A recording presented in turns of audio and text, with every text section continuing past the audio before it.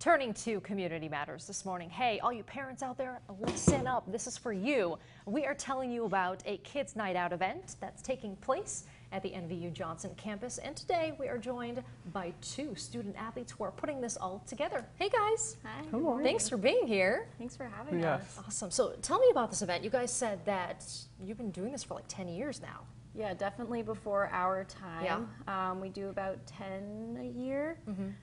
We have our next one coming up this Friday, and then the final one of the year on the 10th of May. So why does it happen so often? We try to keep it at least once a month, so that way we can give parents time off from their kids, at least one night out. So that way parents can have fun, kids can have fun with our student athletes, and we can just bond with our community. Yeah, I think that's so great. So tell me why you guys got involved. I was chosen by my coach. We have, as part of our SAC team, which is the Student Athletic Advisory Committee, coaches are asked to choose 2 athletes to represent each team. So I jumped into that, and then I got voted onto the board. I'm the secretary, and from that, I helped put together the events, and then all our student athletes come together and we put them on. Look at you. Congratulations. That's awesome. And what about you? I was chosen also by my coach. Wonderful. I love that. That must be very exciting and an honor, I guess you could say. Yeah. It's really great. So tell us about this year's event, or the one coming up on Friday. What can people expect? We usually start off with just an open gym type style event. Our athletes rotate through so we make sure everyone is there, so we have a good amount of athlete to kid ratio. We have the pool open, we have a rock wall open, so kids can learn how to rock climb. We do dodgeball games usually to close out the night, but we have pickup, kickball, and soccer and basketball games as well. And then we also have arts and crafts and occasionally movies, just for quieter aspects for kids. Nice. And is this an all-day event? How does that work? Typically we have kids come around 6, and then their parents, well, sometimes leave them, sometimes they stay.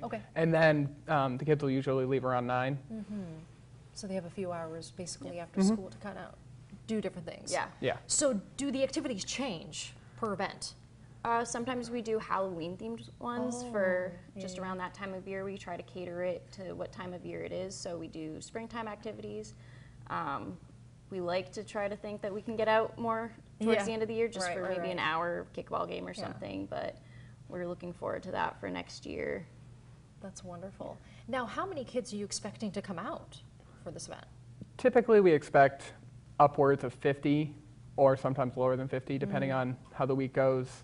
Sometimes we try to arrange it around other community events, that way we have a decent number of kids around. Typically 50 or higher. Our numbers have been growing over the past few years, and I think a lot of that has been due to the fact that we put it out on our Facebook page. We've started doing online registration, which makes it easier for the check-in process. And really getting it out. We usually do a press release a couple weeks before just to get it out there as well. I was going to say, I was like, 50 is actually a lot. Yeah. That's a lot of kids. We had almost 80 earlier this year at one of the events. It was crazy. Now, how many of you guys help out with this event?